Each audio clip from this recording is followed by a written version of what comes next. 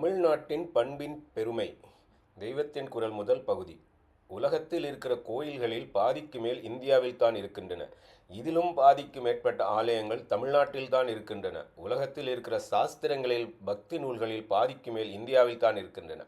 இதில் பாதிக்கு மேற்பட்ட நூல்கள் தமிழ்நாட்டை சேர்ந்தவையே. கும்பகோணத்தைச் சுற்றியுள்ள காவிரி பிரதேசத்தில் கிடைத்த ஏட்டுச்சுவடிகள் உலகத்தில் உள்ள சாஸ்திரங்களில் பாதிக்கு மேற்பட்டவை என்று அறியும்போது நமக்கு ரொம்பவும் பெருமையாக இருக்கிறது.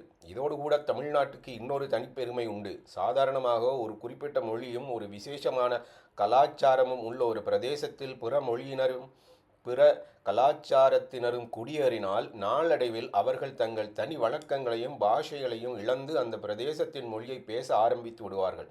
அங்குள்ள நாகரிகத்தை பின்பற்ற ஆரம்பித்து விடுவார்கள். உலக நாடுகளின் சரித்திரத்தை பார்க்கும்போது இந்த உண்மை நிதர்சனமாகிறது. இப்போது உத்தியோக நிமித்தம் வடக்கே நம்மவர் போகிறது மட்டுமின்றி பூர்வ காலத்திலேயே தமிழ்நாட்டு பிராமணர் பலர் வடக்கே போயிருக்கிறார்கள். ஆந்திரர்களும் சோழர்களுக்கும் கல்யாண கொள்வினை கொடுப்பினை இருந்த சமயத்தில் இப்படி பலர் போயிருக்கிறார்கள். வேறு சந்தர்ப்பங்களிலும் போயிருக்கிறார்கள். இப்போது வடநாட்டுக்காரர்கள் பலர் திராவிட் என்று குலப்பெயர் போட்டுக்கொள்வதை பார்த்திருப்பீர்களே. அவர்களில் பலர் இம்மாதிரி குடியேறினவர்களின் வம்சத்தில் வந்தவர்கள்தான். ஆனால் வெளி மாகாணங்களில் உள்ள இந்த திராவிடர்களுக்கு தமிழ் மொழியை அடியோடு தெரிவதில்லை. நீண்ட காலமாக ஒரு பகுதியில் வசிக்கும் பிற சீமையை சேர்ந்த மைனாரிட்டிகள் தங்கள் மூல பாஷையை கூட மறந்து விடுகிறார்கள் என்பதற்கு இது ஒரு உதாரணம்.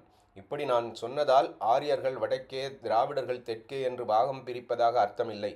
நம் பழைய சாஸ்திரங்களை பார்த்தால் இப்போது வெள்ளைக்காரர்கள் ஆரியர், திராவிடர் என்று இரண்டு வேறு இனமாக ரேஸ் பேதப்படுத்தி சொல்லியிருப்பதற்கே ஆதாரமில்லை. தேசம் பூராவிலும் இருந்தவர்களை ஒரே இனத்தவர்கள்தான் பஞ்ச கவுடர்கள், திராவிடர்கள் என்பதாக பாரத தேசத்தில் இருக்கிற 10 பிராந்தியங்களில் இப்படி 5 அப்படி 5 என்று பிரிந்ததாகவே நம் சாஸ்திரங்களில் இருந்து தெரிகிறது. இது பிரதேச ரீதியில் ரீஜனல் செய்த பிரிவே தவிர இன ரீதியில் ரேஷியல் செய்தது அல்ல. பிற்பாடு திராவிடம் என்பது தமிழரை மட்டும், கவுடர் என்பது வங்காளியை மட்டும் குறிப்பதாக ஆயிருக்கிறது. ஆதியில் எல்லாம் ஒரே இனம், ஒரே மதம் என்றுதான் இருந்திருக்கிறது. பிற்காலத்தில் தமிழ்நாடே திராவிடம் ஆன பிறகும் இங்கிருந்து சில கூட்டமாக வடக்கே போய் குடியேறிய பிராமணர்களை பற்றித்தான் நான் மேலே சொன்னேன்.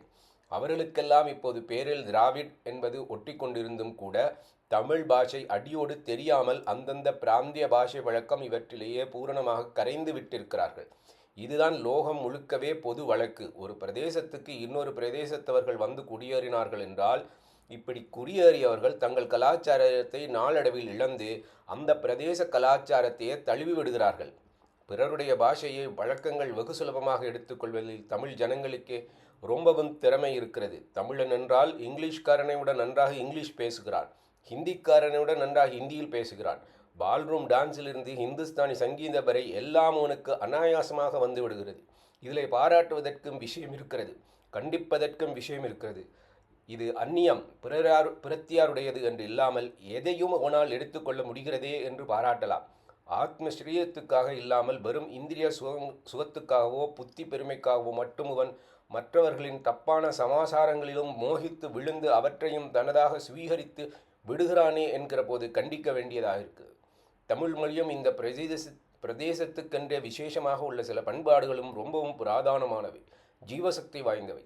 அப்படியானால் இத்தனை தொன்மையும் சக்தியும் இல்லாத கலாச்சாரங்களே புதிதாக வந்தவர்களை தங்களில் கரைத்து கொள்கின்றன என்றால் அவற்றை விட வலுவாக தமிழ்நாடானது இங்கே வந்து குடியவர்களின் விஷயத்தில் இதை செய்திருக்கத்தானே வேண்டும். இப்படி நினைக்க தோன்றுகிறது. ஆனால் நடைமுறையில் பார்த்தால் நேர்மாறாக இருக்கிறது. மற்ற பிரதேசங்கள் தங்கள் பாஷை, பழக்கங்கள் இவற்றிலேயே புதிதாக வந்தவர்களை கரைத்து விடுகின்றனர். ஆனால் தமிழ்நாடு ஒன்று மட்டும்தான் இதற்கு விலக்காக இருக்கிறது. தமிழ்நாட்டில் மகாராஷ்டிரர்கள், ஆந்திரர்கள், கன்னடியர்கள், குஜராத்தியர்கள், சௌராஷ்டிரர்கள் முதலிய பல சமுதாயத்தினர் எத்தனையோ பரம்பரைகளாக வாழ்ந்து வருகின்றனர். ஆனால் அவர்கள் தங்கள் பாஷைகளையே பேசி வருகிறார்கள், தங்களது பழக்க வழக்கங்களையே பின்பற்றி வருகிறார்கள். ஆதியிலிருந்து திராவிட தேசமானது இவ்வாறு அந்நிய தேசத்திலிருந்தும் பாரதத்தின் பிற பகுதிகளிலிருந்தும் வந்தவர்களுக்கெல்லாம் இடம் தந்து அவரவரையும் அவரவரது பாஷை, சம்பிரதாயம் இவைகளையே நிலைப்படுத்தி இருக்கிறது. தமிழ்நாடு ஒரு ரெஃப்ரிஜிரேட்டர், குளிர்சாதன பெட்டி போல் எல்லா பாஷைகளையும் எல்லா நாகரிகங்களையும் கெடாமல் குளிர்ச்சியுடன் காத்து தந்து வந்திருக்கிறது. குளிர்சாதன பெட்டியில் வைத்த பழம் போல் மற்ற பிரதேச பாஷைக்காரர்களான மகான்களின் இலக்கிய சிருஷ்டிகளும் இங்கே உண்டாகி கெடாமல் ரட்சிக்கப்பட்டு வந்திருக்கின்றன. உதாரணமாக தியாகராஜரின் தெலுங்கு கிருத்திகள் இந்த மண்ணில் பிறந்தவையே. தெலுங்கு தேசத்திலேயே இப்படிப்பட்ட சிருஷ்டி உண்டாகவில்லை. இப்படியே பல பாஷை கிரந்தங்கள், பல சித்தாந்தங்கள் இங்கு உருவாகின. மற்றவையை அனைத்தோடும் தன்னை இழைய விட்டுக்கொண்டு தன்னை மற்றவர்கள் மீது திணித்து நிர்பந்திக்காமல் இருக்கிற ஒரு தனிப்பண்பு திராவிட தேசத்துக்கே சிறப்பாக இருந்து வந்திருக்கிறது. தொன்று தொட்டு வேத நெறியின் வீடாக இருப்பது தமிழகமே. மனிதகுலத்தின் முதல்வராக மனு வைகை அருகேயுள்ள கிருதமாலா கரையில் வசித்ததாக பாகவதம் கூறுகிறது. வேத தர்மம் இங்கேதான் பிறந்தது. உலகத்திலேயே ஈடு இணையில்லாத பக்தி செல்வத்தையும் நீதி நூல்களையும் தந்த ஆழ்வார்களும் நாயன்மார்களும் பட்டினத்தார், தாயுமானவர், திருவள்ளுவர், சங்கப்புலவர் போன்றோர்களும் எங்கு பார்த்தாலும் திராவிட நாட்டின் வேதத்தின் பெருமைகளை பற்றி தங்கள் நூல்களில் பேசுகிறார்கள். சோழ, பாண்டிய, பல்லவ மன்னர்கள் வேத பாடசாலைகளுக்கும் வேத வித்துக்களுக்கும் தாங்கள் செய்த சாசனங்களை கல்வெட்டுகளில் பொறித்து பூரிப்படைந்திருக்கிறார்கள். சென்ற நூற்றாண்டில் தெரிந்த கிறிஸ்தவ புலவரான ஸ்ரீ வேதநாயகம் பிள்ளை கூட தமிழ்நாட்டில் தேவாலயங்களோடு பிரம்மாலயங்கள், வேத பாடசாலைகள் நிறைந்திருப்பதையே பெருமையோடு கூறியிருக்கிறார். வேதம் நிறைந்த தமிழ்நாடு என்று பாரதியார் பாடியது உங்களுக்கு தெரியும். இப்படி வேத தர்மமும் சகல கலைகளும் பரமார்த்திகமும் தோய்ந்து கிடக்கும் தமிழ்நாட்டில் பண்டை காலத்திலிருந்து அவ்வப்போது அவைதீகமும் நாஸ்திகமும் தலை காட்டி வந்ததும் உண்டு. ஆனால் இத்தகைய நாஸ்திக ஆட்டங்கள் ஏற்பட்ட ஒவ்வொரு சமயத்திலும் மக்கள் விழித்து கொண்டு தங்கள் தெய்வ பக்திக்கும் வைதிக நம்பிக்கைக்கும் கூர் தீட்டிக் கொண்டதை சரித்திரம் சொல்கிறது. அதற்கப்புறம் வேதநெறி இருமடங்காக கொழுந்துவிட்டு ஜொலித்திருக்கிறது.